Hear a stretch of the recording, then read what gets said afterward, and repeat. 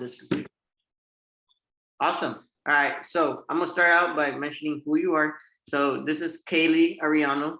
She is a proud Latina and bilingual licensed clinical social worker. Kaelly grew up in Palm Springs, CA, prior to attending the University of California, Irvine, to obtain her bachelor's degree in psychology and social behavior.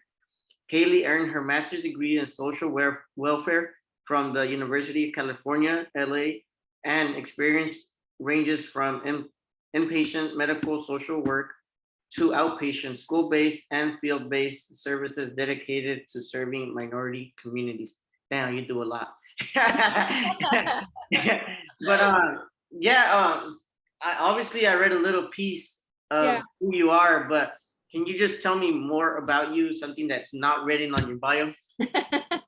Sure. I mean, I think that I always start off with just that those are the things that I did to get to, I guess, where I'm at right now, but I don't think that those are the most important pieces. Like, the schools that I went to, the things that I did, I don't think that makes me all of me. I really think, Rudy, that what makes me who I am, and even just the therapist that I am and my approach to things, is just my upbringing, my family, other roles, like being a sister, which is like such an important one to me, being a daughter, a granddaughter, todas esas cosas, that's what makes me me. And so I'm a big sister. My sister and I are 9 years apart. So I always say that I had the experience of being an only child, a shared, I shared my sister with my family. And then I went off to college and she had my family for another 9 years, because it's like 9 years by myself, 9 years together. And then she had like another 9 years before she left to college herself. So I think those are things that my bio won't tell you. I love that you said that I'm a proud Latina, because that's very true. And I think that that's a lot of what my work focuses on, is empowering other people in our community. Yeah, correct. And I love that it's like that you're a Latina, because it's funny, because every therapist that I've gone or I've worked with, they're Latinos. And I don't know what it is, but it's just something about the Latino community that it's just like, you get the sense that they know where you're coming from, you know what I mean? Like they know your upbringings, they know how it is, they know how Hispanic families can be. And so that's why I love like talking to Latinos in general, because they know how it is. And I think that's one of the things that like is so important in therapy. And one of my first questions, well, let me backtrack a little bit. All right. I'll ask you that in a little bit. But I was talking to Brandon. When was it? That like 3 weeks ago. It's been a while already. But I was asking him how the pandemic impacted you guys as a business, and he told me that it was a blessing in disguise. But I want to hear your opinion or your point of view on it.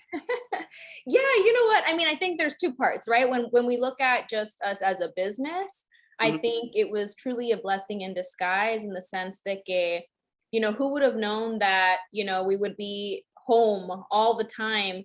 But because of that, when we started off our business, we hadn't had an office. We really had just started the whole process and the pandemic hit, right? Entonces, the blessing in disguise, I think, is that because of that, we didn't just like ground ourselves just in LA. I think it really, by doing it virtual, we now get to see people from all over California. I have people from San Francisco, Bakersfield, San Diego, Riverside County, back from home where I'm at, Palm Springs, LA. So I think that was the biggest blessing in disguise, is that que se pudo ver más gente, right? Like we could see more people. Yeah. I think if I take a step back though, and I keep it real with you, just for me as a person, right? Not a therapist, but just a person, it ebbed and flowed like with everybody else. Hubo momentos donde I was like, all right, I can do this, be at home, be in my PJs, see people, do my work. This is cool. And then there were also moments where it was hard, where it felt lonely, where I missed my family, and right. it was difficult in that way. But I think overall, I'm so thankful. And I would agree with Brandon in that it was a blessing in disguise that we were able to help so many people. You were able to expand way more than if you just went, like someone just visited you. Yes, exactly. And you know what, right now, even though we have an office and for example, like we have it one day a week, Mhm. we haven't had people who say, you know what, let me go back and see you in person. A lot of people are like, I like this life, I close the laptop for work, open up the laptop again, and I see you. Like, this is great. No traffic, cosas así. Yeah, oh, that's a good question. I didn't even have that one written down, but how does it impact from, like you just said, from opening and closing a laptop to actually physically seeing the person? Do you think it's better to see the therapist in person? Do you think it's better if we do it through Zoom? And you think what's your opinion on that? Yeah, I don't know that there's like one is better than the other. What I Mhm. know is that both work, and I think that for me, when I have sessions with people, we always start with some sort of grounding. Like, all right, hold on. Do we need a pause because you just finished work? Y venías aquí corriendo, to get onto session. Let's at least give your body and your brain a second to be like, okay, cool. Like, I'm done with work. I'm now in therapy. Like, I'm in the same room, but okay, this is therapy now.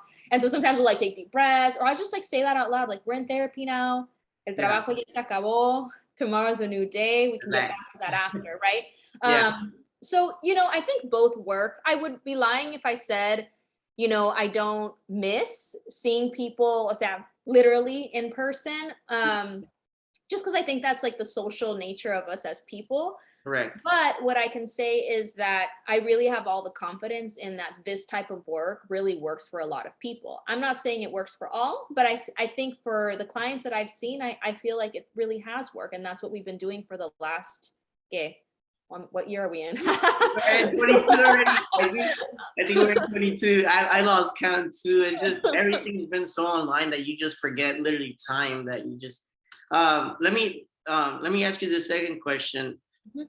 And it's stepping into more of people now. It's why do you think the pandemic affected the people so much? Like, Mhm. was it because people weren't ready for it, or you think because I just feel like, for me, my perspective is people weren't ready for it.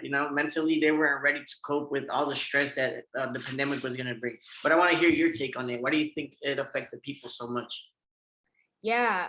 Ooh, I mean, I think so many reasons, Rudy. I think the Mhm. first one that I can think of is uncertainty. When the pandemic hit, you're right. We didn't know how to react. We didn't know what was happening. What is this? There's a lot of information. It's like trying to just figure out, how do I survive here? Yeah. Right. And so I Yeah. think in having that mentality of not knowing what this is, how to move forward, and we're in survival mode, o sea, our body is on high alert all the time, creating a lot of anxiety for many people. That's one thing, right? Like this uncertainty. I always call uncertainty anxiety's bestie. And that's all we had for a long, long time, even sometimes now, right? So that's one thing. I think the other piece is that there's been a lot of loss. A lot of people have died. Yeah. And I think that's what we have seen, even, what I can share in sessions. It's like there's been so much grief. Yeah. Um, so much grief, so much loss. And I think having to reshift the way that life goes, the way that we do things, holidays, and also remember that we've lost people, I think has been really, really hard on people. Yeah. Um, I think the social aspect too, I think for so long, it's like we were confined to our four walls. And I think that made it for a time where people didn't have an escape, right? A veces cuando no nos sentimos bien, we Yeah. want to avoid our thoughts, right? So people got really good at avoiding, I'm going to go to the gym, I'm going to go for a walk, I'm going to go hang out with friends, I'm going to go do this and do that, right? But I think during the pandemic, Fair we to do were that. we were asked to stay home. Entonces, in staying home and having to sit with ourselves, I think became really difficult for people because our thoughts got louder. Yeah. Our Yeah. thoughts Yeah. have Yeah. always been there, but they just got louder. People even became antisocial in that aspect. I went to visit my old high school, and the guys like, you know what, your class was different because you were here in person every day. But with these guys, it's just so hard because they don't have that physical contact. They don't like. It's different from just like, okay, I'm gonna turn off my screen and go to sleep. That as in like actually getting the exercise and actually having that movement, and that makes your brain function. And that goes into leading into my other question. It was a lot of people are like okay, I don't think I need therapy, but I think I need therapy. You know where I'm going with this? They're like, I just want someone to talk to. Like, I don't want to pay to talk to someone. So my question is, how do you know if you need therapy or not? Mm, that's an excellent question. And I think, I think what I can respond to that is that how do you know if you need therapy? I think if you're considering it, I think if it even has crossed your mind, it would serve us all good. Yeah, I mean, I'm a therapist, so I think I'm like, toda la gente puede usar terapia, right? yeah, yeah. But maybe I'm a little biased, right? But I think that, therapy is for so many different reasons. It doesn't have to be that bad for you to Correct. go. You know what I mean? I think a lot of the times la gente piensa que I have to be, just horrible, horrible, horrible to go to therapy. And that's just like really not it. I think people can go to therapy because, yeah, maybe they are experiencing sadness. Maybe they're feeling stuck on where they want to go with their life. I see so many young professionals and college students. So I think those are patterns. It's like I've had people who are in school and halfway through, they're like, wait, is this really what I want to do? And like panic, right? And so this sense of stuckness and therapy can be for just that. I feel stuck. How do we process that? It can be for trauma. I mean, it can be for something heavier like trauma, our childhood, our upbringing, things that really impacted us. And we've just kind of like stored away, like threw it under the rug. And maybe is impacting us now. Relationships, whether Yeah, you're getting into a new relationship or you're just out of one and you really want to learn about yourself, if you want to build your confidence. I mean, I think therapy is for so many different reasons. I just think that what has happened for many, many years, and I think when we look at the history of therapy is like, or just like psychology, right? There was so much stigma, ¿verdad? Y literalmente, they would label people as los locos, right? yeah, Nomás los locos yeah, go to therapy, right? But I yeah, think things have shifted, and I don't know that that's really, actually, I know that it's not the locos, and I yeah, think even I think that's so insensitive because there are people who have very severe mental health illnesses, right? But it's an illness. It's and it's not, that doesn't make them locals. It just means that they have something that they need to figure out how to navigate. So I don't know if I answered your question, but no, my point is that therapy can be for everybody. yeah. And quick story, like when I went to therapy, my dad, because my mom's like, I support you 100%, whatever you do, blah blah blah. But my dad, he's like, why are you going? You're not crazy. And I'm like, I'm not. It's not that I'm crazy or not crazy. It's just that I need someone with a third person view. You know what I mean? I can't. I could tell my mom, but she's gonna like lead me into something that's like something I kind of want to hear. Mhm. But with the therapist, is they're giving you a different opinion of what's going on, and sometimes we're just so close-minded that we don't like. Sometimes we can't hear what the other person is saying. You get what I'm saying over here? but No, um, absolutely. but that leads to my next question too, though. Like people are just so scared of. I was talking to this one guy, and he was like, I want to take therapy, but I don't know what to say in it. He's like, I don't know how it's gonna go. He talked about a little bit, not how you do in your sessions, but like kind of the process of how it goes, like what you talk about, or how do you get someone to express themselves? Yes.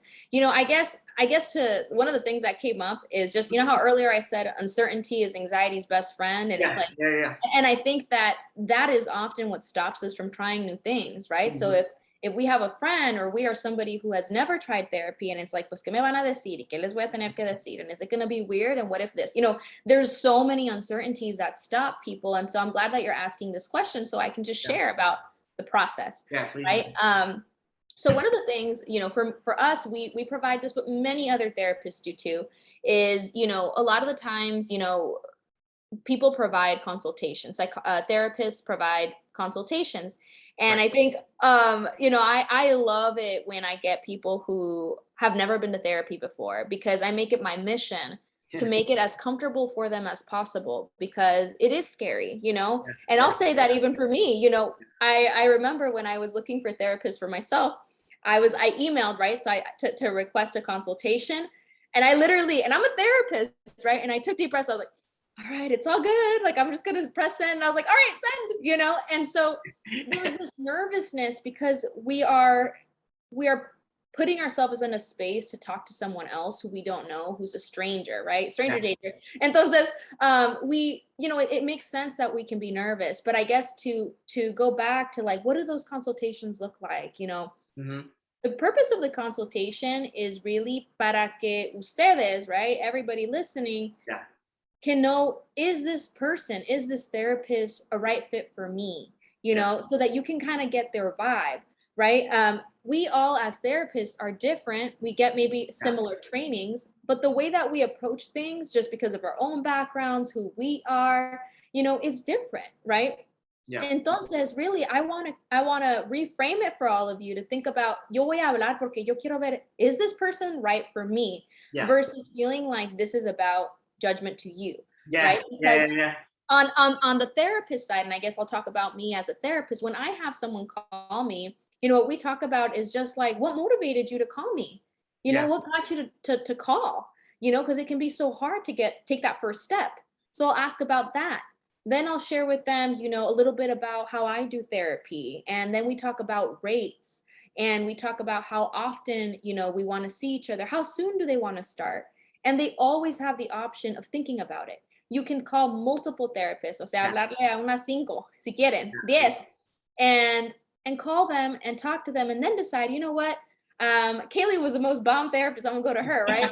But you don't have to decide in that moment, right? Yeah. Yeah. Entonces, as far as like getting people to open up to you, I think it's like any relationship, you know, in the sense that it's a therapeutic relationship, but I think we got to start with just the foundation, right? We Yeah. normally, even just as we do life, right? We don't deep dive with people. We kind of feel them out, right? And so the Correct. first month of therapy is more just the therapist getting to know you. It doesn't have to be some like deep sessions. It can just be like, hey, tell me about the things that you enjoy, Rudy. You know, Yeah. what are the things that motivate you? Oh yeah, what do you do on your time off? It's really understanding not just the quote unquote issue, Right. right? Or the Yeah. concern, but also what makes you you, so that later on, when it's time to talk about interventions y las cosas que pueden cambiar, we can use the things that you shared about yourself to help you. Yeah. Uh, so Yeah, and a thought that came up when you were just saying that, like, you could go search around and look around because therapists are not salesmen, and a lot of people think that like once you like contact this person, that's it. Like I'm gonna go with them, like you said, but it's not. It's like go scan around because your vibe. I mean, there's like I'm gonna put you and Brandon as an example. Like I could vibe with Brandon and or not you, and I could vibe with you and not Brandon. So everybody's different because everyone has different upbringings. Um, Another thing, a huge thing that I think even for me that I wanted to talk about was because I'm always like I'm that person that's so untrustworthy, right? Not me like personally, but like I don't trust people, and yeah, so the biggest thing is how how do I ask you this? Because I wrote down what will anyone know that I see a therapist? And so for a lot of people, that's a huge question because they're so like you just said, they're so vulnerable and they don't want to have their information spread out. Can you talk a little about confidentiality? sí, claro. Yes. So confidentiality is essentially, you know, it's something that we as therapists have to maintain. It is by the law. Yeah, You know, and so really what that is meaning that whatever you talk to us about, we are not allowed to disclose it to anyone at all, right? It is your private conversation.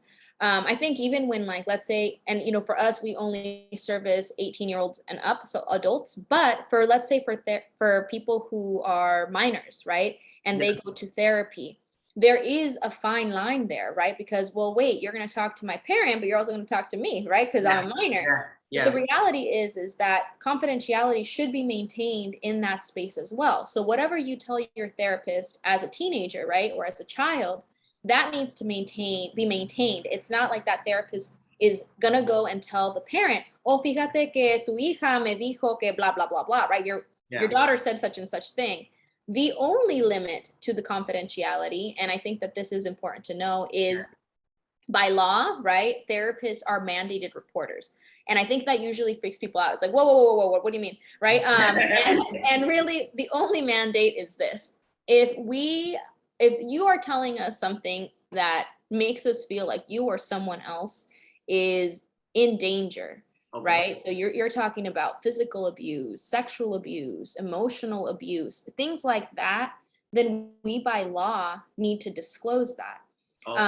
And I think that can feel scary for some people, but I think that even that piece, you know, understanding and asking those questions to your therapist, like, hey, you know, I want to ask you a little bit more about this. Can you explain it some more to me? You know, to kind of help ease your nervousness about that, right?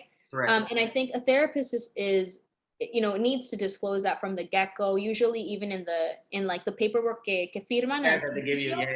It'll tell you, you know, like this is confidentiality, estos son los límites.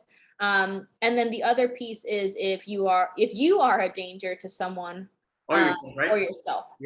Right? And so, but I think for people who are worried, like si yo le cuento a mi terapeuta estas cosas, le va a ir a chismear a alguien. Absolutely not. Cafecito with someone just telling you everything. Yeah, no, absolutely not. We are, you know, that is your safe space, and by law, you know, we need to maintain that for you. Yeah. Another thing is you guys, what kind of therapy do you provide again? Yes. So psychotherapy, right? So I think that, you know, the question that many people ask is like, what do we specialize in, right? And what is the approach, verdad? Porque there are different types of therapists, right? So when we look at just the umbrella, there are psychologists, there are social workers, there are marriage and family therapists. There are, so just to kind of give you those three, right? There's more, but, and so then within that, then there's the type of therapy that we provide. So that's more like you know, the approach, verdad? So for me, you know, I use a lot of what we call CBT, so cognitive behavioral therapy. What that really is about is como ayudar a una persona a entender, like, how do my thoughts, my feelings, and my behaviors, how are they all connected? And being able to understand one from the other and be able to make shifts. The reason why I think that type of therapy is so important is because I guess I don't know if people can see this, right? But I'm like doing a triangle, right? I'm doing a triangle with my hand, right? And so I want you to imagine this triangle, and there's points at every end. Those points are always connected, creating a triangle. At each of those points, hay algo diferente. So there is our thoughts, there are our feelings, and there are our behaviors. All of those things are connected. Muchas veces hay gente que dice, you know what, like, I just can't be positive. You know, like I can't be positive, right? And so that would be thoughts, right? De lo que yo pienso, nomás pienso cosas negativas. All right. And it's like, that's okay. If that's where you're at, that's okay. But knowing that your feelings and your behavior is also shaped by your thoughts. But in the same way, let's say that you're not ready to change your thoughts. No hay problema. Okay, can you change your behavior? What can we do differently? If I change my behavior, then that's going to probably make me feel different, which is probably going to make me think about something different. And so I think that that's kind of like the gist, is like really supporting someone in cómo nuestros comportamientos, our thoughts, and our feelings are all connected. I also have a lot of training with trauma. A lot of the work that I did before was trauma focused. And then beyond that, you know, I think my approach really comes from a place of being a Latina myself, being a first generation graduate. And I think like a family system, right? Like being able to understand that you as a person are impacted from beyond just like you as an individual, like your environment, you know, and everything going on in the world impacts you. And so I provide a space where we can talk about all those things. Yeah, reading your bio, like you literally had like so many things. I was like, okay, how do I cramp it all together? It's so awesome, though.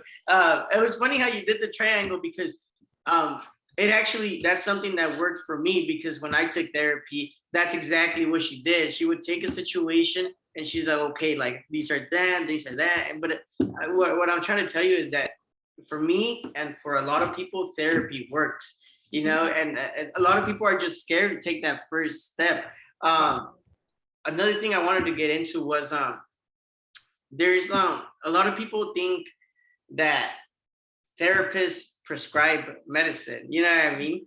Mhm. And can you just talk a little bit about the versus the medication versus psychotherapy, and how like those kind of are different?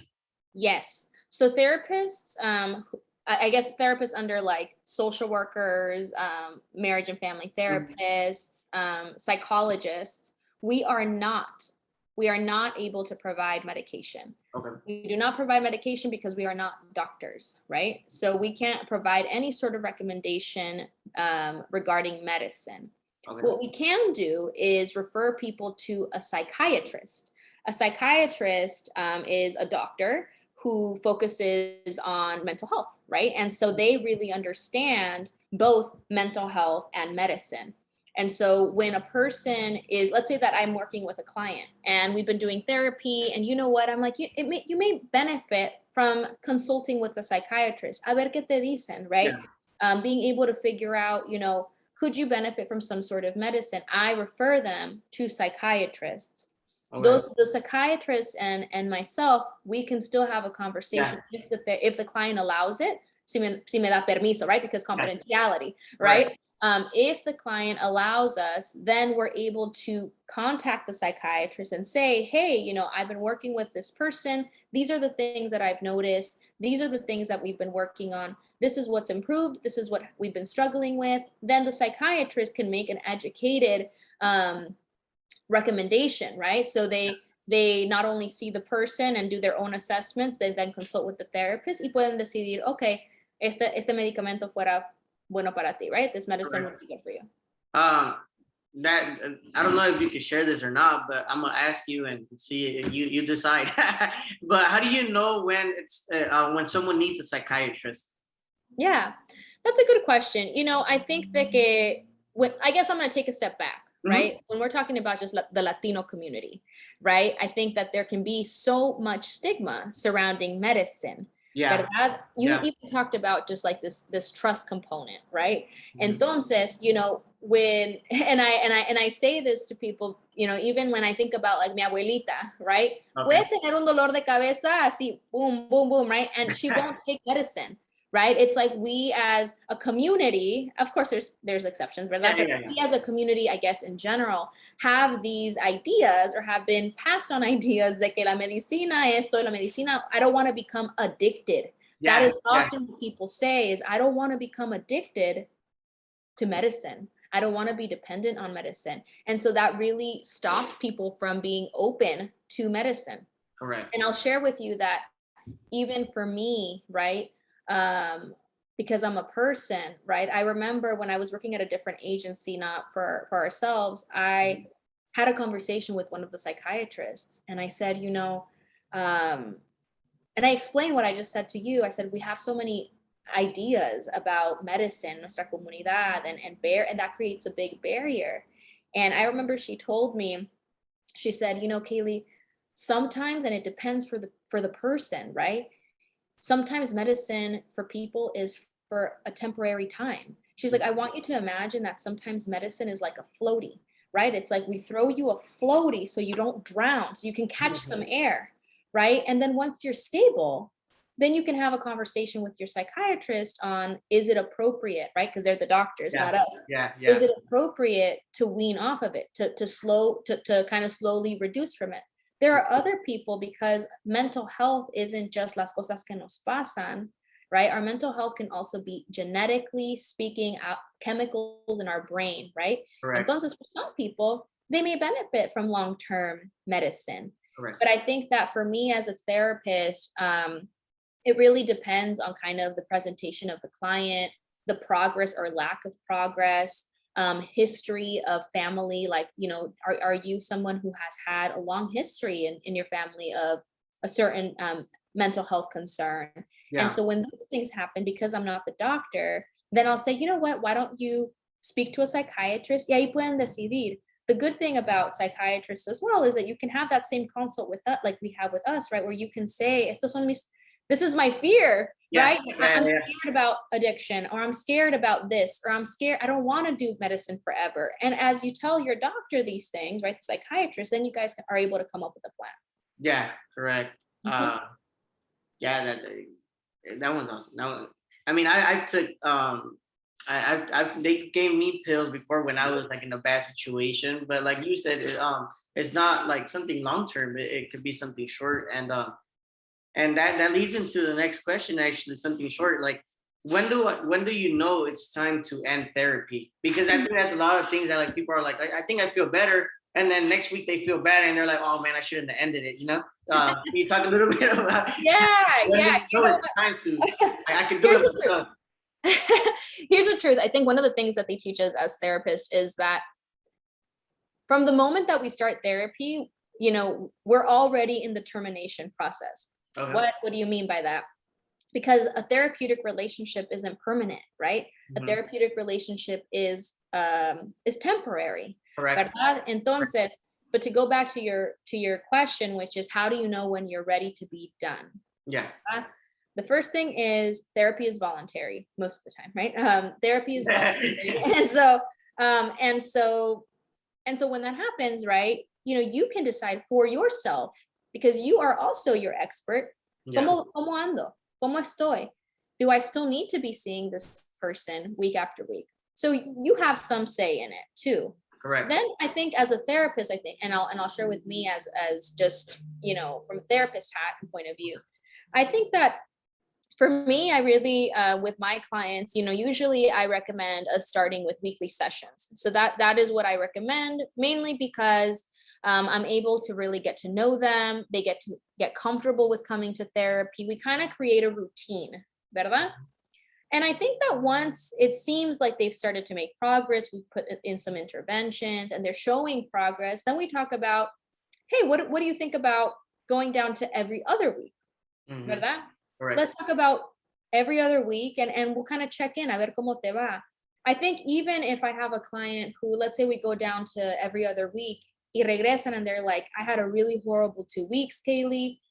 It doesn't mean that we have to go back to every single week. It can be a conversation. It could be a conversation of like, a ver, Rudy, like, ¿qué pasó? What do you think got in the way of you using the things that we talked about? ¿Verdad? What happened for you? Right? And let's try it again. If it seems to be an ongoing issue, then maybe we can talk about going back to weekly, ¿verdad? But I guess it's a conversation, right? I think it's a conversation between you and your therapist on being done, right?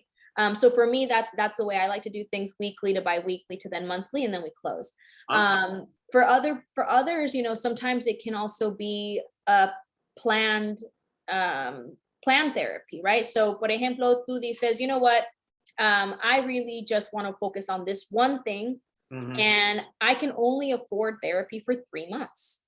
So can we focus on just solving this particular thing? Can you help me get through this particular thing? So we make a plan. Okay, let's do 90 days, right? Let's do 90 days.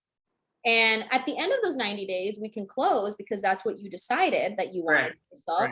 And I could still make the recommendation, you know what, client, I know that we decided this, it is voluntary. My recommendation would be that if your symptoms or your behaviors impact you further, that you consider coming back to therapy. Or my recommendation would be that you continue. But if 3 months is where we decided, then 3 months is what we decided. So, o sea, no hay, it's not like cookie cutter. It's like, it depends on the person. Yeah. And I back to saying what I said before, like therapists are not salesmen. Like you guys are not, I know you guys are not in it for the money. You know what I mean? It's not like you're getting them weekly because you want the money. You're doing it weekly because you know that's what works. That's what helps. And so I think that I just had to say that because a lot of people are like, why would I go weekly? Like it's weekly because it helps. It's proven to help. It's not proven to just take your money and then they go off running. One of the last things that I wanted to talk about was obviously therapy sometimes is expensive for a lot of people. And so what my question is, what do you think about those apps that do therapy or provide therapy? I know there's one that's called BetterHelp. I know there's a couple of them, but what do you think about seeking someone as you and Brandon as to doing one of the apps? Do you recommend it? Do you not recommend it? Why do you recommend it? Little stuff like that. Yeah. You know what, Rudy, I think only one other person has ever asked me this before. And my answer was, I honestly don't know enough about those apps. Okay. You know, I think for me, it's like if you ask me about a restaurant and I'm like, ooh, that restaurant sucks, don't go. I haven't tried the restaurant, right? So it's like with these apps, I haven't tried them out for myself. I actually don't even know people personally on a personal level that have used them. So it's hard for me to say, si hazlo or no, right? But I think that, you know, to your comment of, you know, therapy can be costly.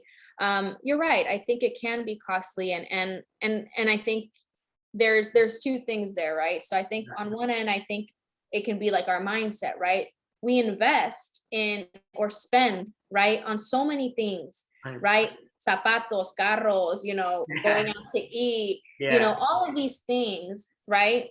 And I think if we can spend on that, then why wouldn't we prioritize in investing in something that can benefit us? Our mental health is so important.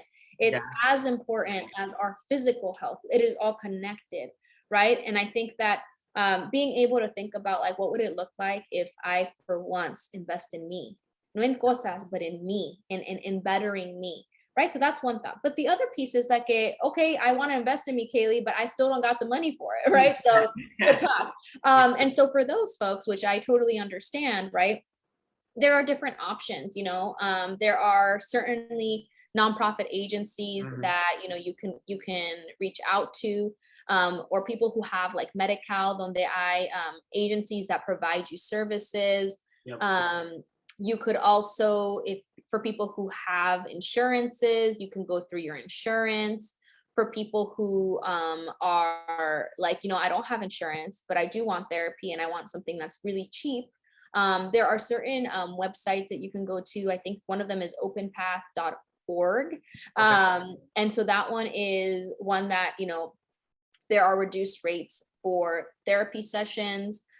There are directories. One of them that I would recommend is Latinx therapy. And I think it's that one I really love. It's Son Puros Latinos, right? So, and you can kind of put in there, you know, your range. ¿Qué otras cosas te puedo decir? You know, I think for Brandon and I, you know, with our company, we focus on young professionals and grad students. And so I think that what we do is we kind of have like a two-tier rate, right? So there's what we charge people who are working, right? And then it's what we, and then it's like what we're, a person who is working and then a sliding scale for them. And then a person who is a student and a sliding scale for them, right? Because I think we want to be able to access these individuals, pero también pues entiendo, ¿verdad? Que a veces it's costly. I think, you know, different therapists also provide some sliding scale fees. Like, for example, para mí, para Brandon, like we each allow for a set amount of clients that we will do reduced rates. You know, once those are filled, then, you know, we can't take more. And then once those become available, then we say like, oh yeah, when somebody calls us and says like, hey, I really need a reduced rate, then we're able to offer them those. And another therapists do that as well. Yeah. The one, I don't know if you know her, but her name's Nancy. She gave me therapy before, and she's awesome. She did the same thing, the reduced rates, which is, because I mean, like if you, like I said once again, if you vibe with the therapist, they're gonna find ways to help you out. They're literally your friends. They're not there to like judge you, try to take your money or anything like that. And I think it's just so important to say that, because I just think people are just so they're just so scared of therapy just because of those certain things. Money wise, and they think the lack of they think people are just going to keep judging them. Anything you want to plug in, I'll give you the platform. I'm done with my plug myself in. Yeah. Plug. Yeah. Nada, I mean, I guess what I can say is that I am accepting clients right now, and I would love to work with you. You know, my focus is young professionals, college students, and first gen folks. If that is you, I would love to work with you. You know, a lot of my clients, honestly, probably 90% of them son Latinos, the Latinx community. Entonces, I love to give back in that way. And if you want to follow us, right? If you want to follow us, my Instagram handle is Kaelly, Kaelly Talks Therapy. And then for our business, the handle is K, the word and B therapy. And we would love to have you follow and connect. And nada, you know, I'm really so honored to be a therapist and to be able to give back to my community. And thank you so much, Rudy, for doing this and for providing a space so that la gente pueda escuchar esto, you know, because I think what we don't know about is scary, right? And so we can have people that look like us, that understand kind of like, oh yeah, like I've been worried about that too, or those are my questions, and have them answered then. And that's great. Yeah, and just when people are just so scared to reach out. So I'm surprised myself that I'm like, I post something and then people are like, yeah, I've been wanting to try it, but I don't, like, they have all these questions. So that's why I wanted to talk to you and Brandon. And I was like, okay, then let me see what I can help you guys with, and then just listen. If it's for you, it's for you. If it's not for you, then, you know, just keep grinding it out. Yeah, that's right. No, that's right. And I think also, like, don't give up. You know, I think if the first therapist you work with is not it, you know, no pasa nada, you know, go to someone else, try it again. It's like, no, that's not a good example. I was gonna say it's like dating, you know, it's like sometimes the first person you date is not it, but we're not dating here, right? So that's the first example I could give, you know. It's just not everyone, like, I'm not for everyone as a therapist. I believe I'm a great therapist, but I'm not a therapist for everyone, right? And like you said, you know, you gave the example of, you know, Brandon and I, right? I think we both have similar values, you know, and I think that we're rooted in that. But I think our approaches, our energy es diferente. Entonces, cada quien needs something different, you know. And so if it sounds like you would vibe with me, I would love to work with you. So you know, please reach out. There you go. Awesome. So I'm recording here. Thank you so much, Kaelly. If you can stay on just for a little bit, I just want to ask you some questions. And you got it, Rudy. Awesome. Thank you so much. Thank you. How do I stop this? Let me see. I'm not very good at ending stuff like this. Let me see. Oh, there we go. Stop recording.